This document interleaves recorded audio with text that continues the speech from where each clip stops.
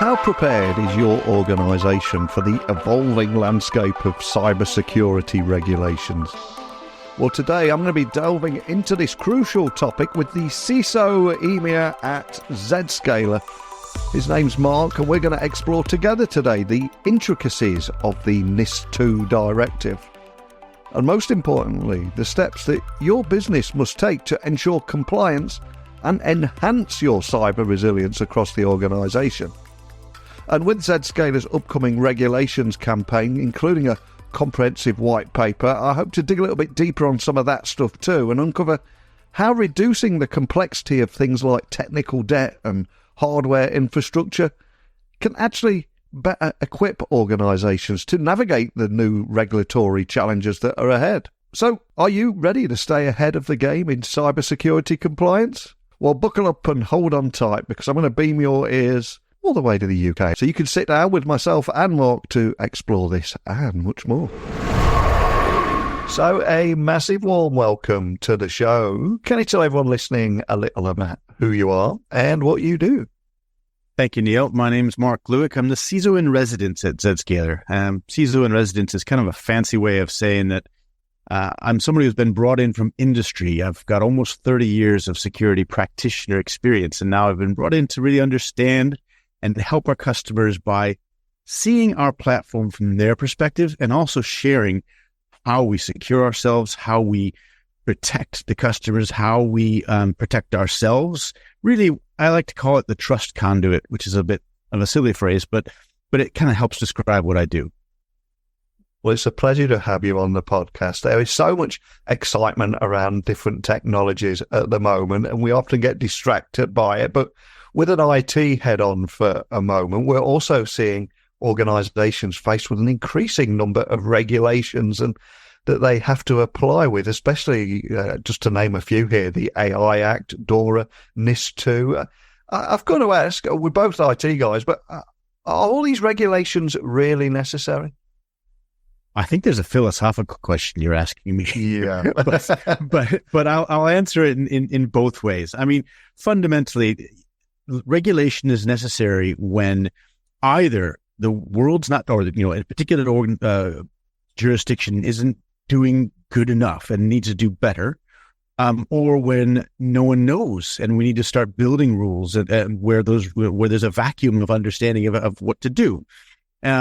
And I think in the case of the regulations you've just mentioned, all three of those are probably correct, or two of those, however many I was just listing. It doesn't really matter. The point is that this regulation is absolutely there to fill the void, both because it wasn't done well enough in the past, A, and B, because there was nothing there before. I mean, particularly call it the AI Act.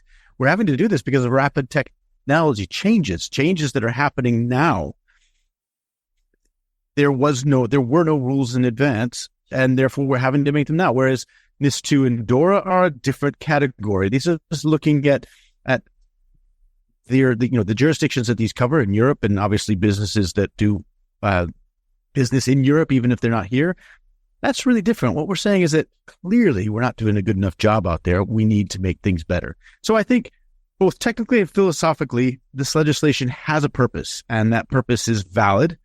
The question is whether they're going to be effective, which I know we're going to be talking about later.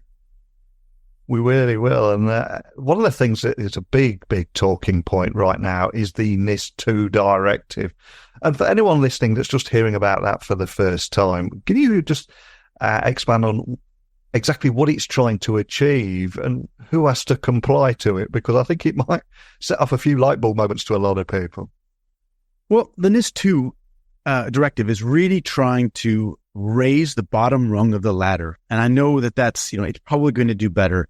It's probably going to change the way we operate in Europe and security. But fundamentally, it is trying to say it's not good enough to be cowboys anymore. We need to have a base level of security capability and security understanding, and some level of standard ways of operating security within a wide range of businesses and organizations. Now, the second part of your question was, what are those businesses and organizations? And that's where NIS2 is calling out what are essential operators. There's more to it. There's two categories, but essential entities are those which are providing a wide range of services to European peoples and governments, etc. It's a little bit like critical infrastructure, but wider, and it's catching an awful lot of organizations that wouldn't have ordinarily thought they'd be caught by this level of governmental legislation. And one of the reasons I brought that up here is because one of the big reasons I invited you on the podcast is Zscaler have done your own research on NIS2. So what would you say are the key findings of your NIS2 and beyond risk, reward and regulation readiness study? And how does this reflect the current state of compliance across Europe from everything that you're seeing? Well, the current state of compliance, I'll answer that first because it really depends on the organization. It depends on the vertical. It depends on the sector. It depends on the country that they're based in. And it depends on what you were trying to measure that compliance to. So NIS2 is a fairly new thing. Please remember, because it's a directive, what we're looking at is that every European country has to come up with its own set of guidelines to then pass and then to enforce within that jurisdiction. And of course, it has to be within the framework of the NIS2 itself. So it's important to look at not just the company, the sector, and the country they're in, but also how mature that organization is. And what our survey results have shown is that there's still some dichotomy. There's a dichotomy between, for instance, the UK and the rest of Europe. There's a dichotomy between what people think the preparedness is and their likelihood of success versus what they see their own management understanding the legislation in the first place.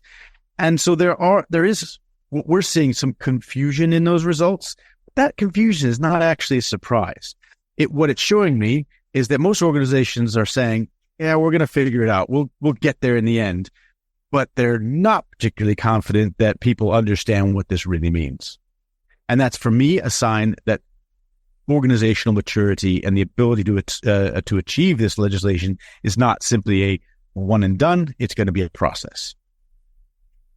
And there were a few conflicting stats that I saw in the report. And one that I remember distinctly was that 80% of IT leaders are confident that their organization will meet that NIS2 compliance requirements by the deadline. But by contrast, only 53% believe their own IT teams fully understand the requirements for the directive. So how does that come together?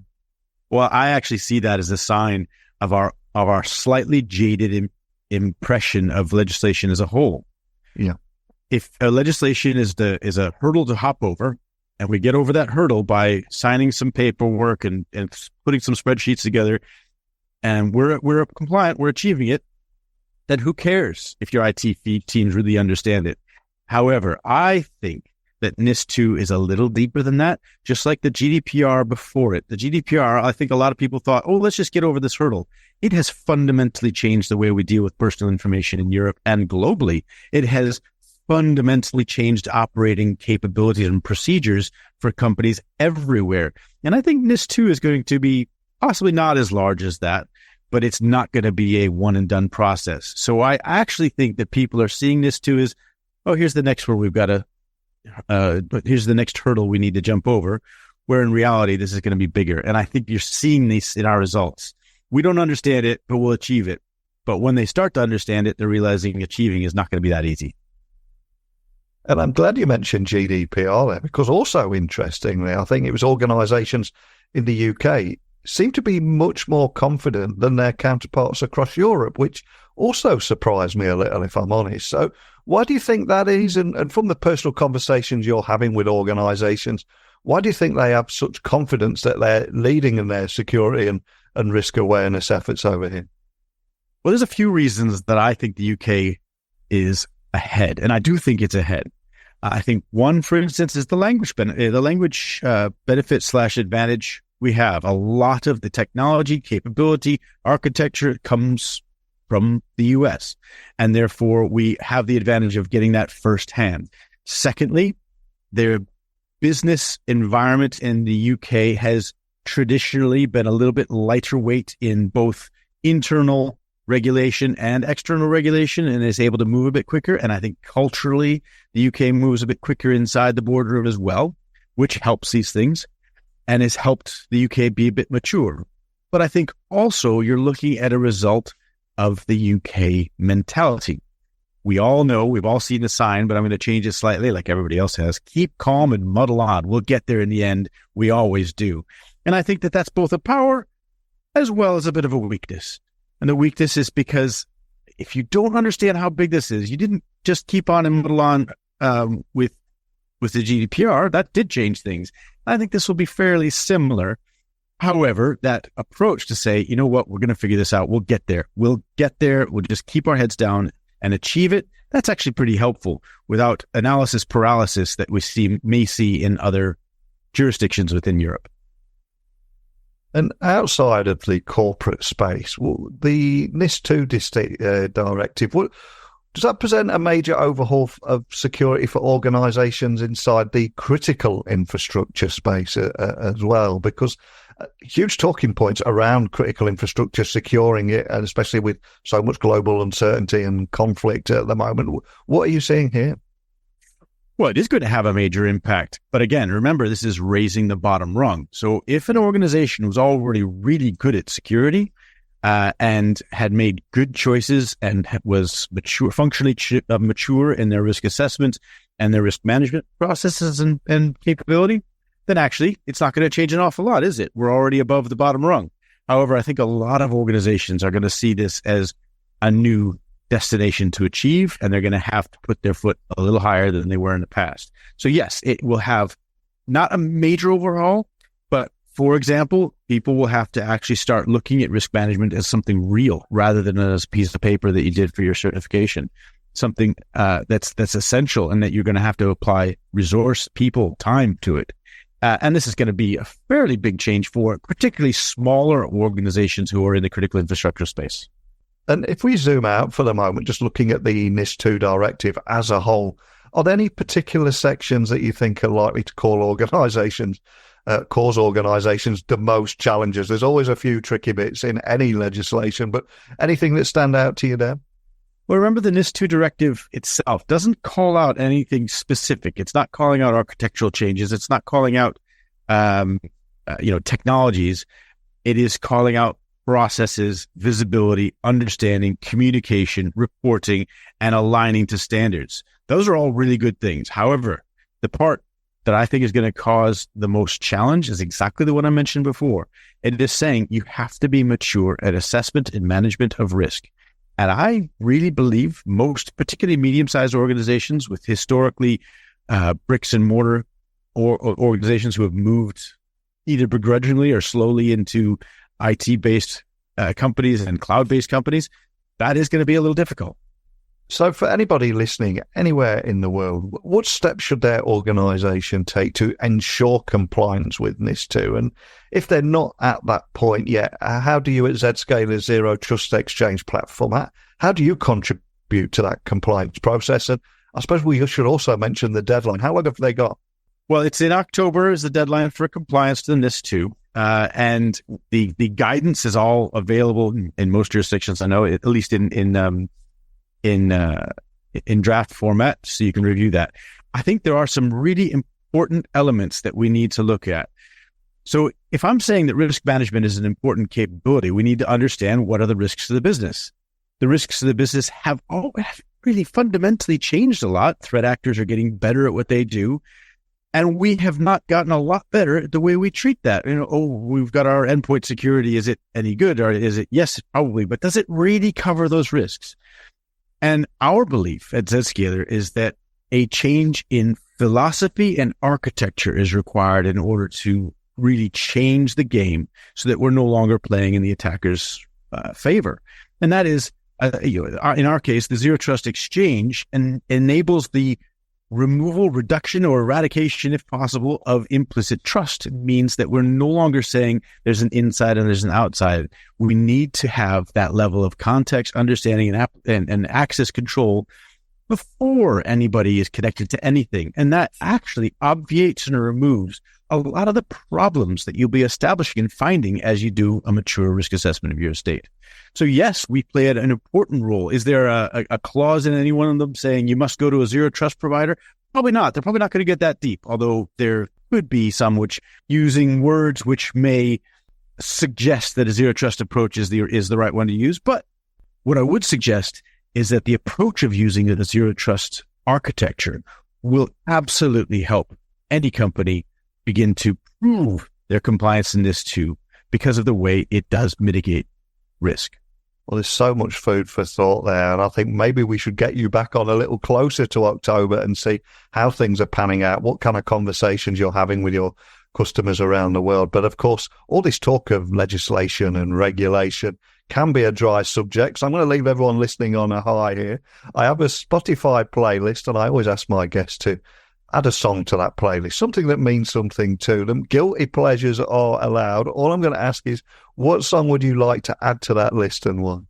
Thank you for the request. I'm gonna go a little bit outside of traditional, and also do a little bit of a shameless plug for my nephew, who's a hardworking musician back in Los Angeles.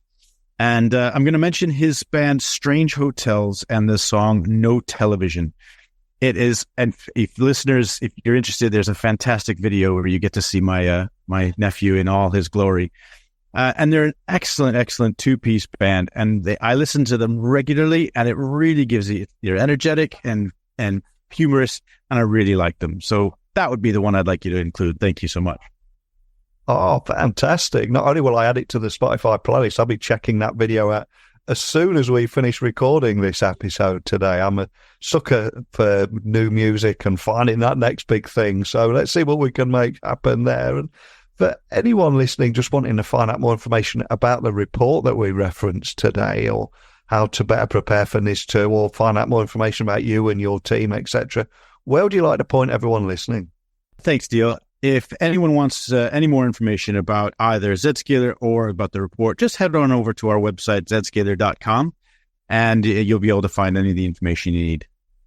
Fantastic. Well, as we said there, October, every business has to become NIS2 compliant. I'd be interested in hearing from listeners on their thoughts, their preparations, and I'd love to get you on later in the year, see how things are progressing there. But more than anything, just thank you for taking the time to sit down with me and shine a light on this incredibly important regulation. Thank you. Thank you, Neil, and I'd be happy to come back in October. And thank you, listeners, for listening.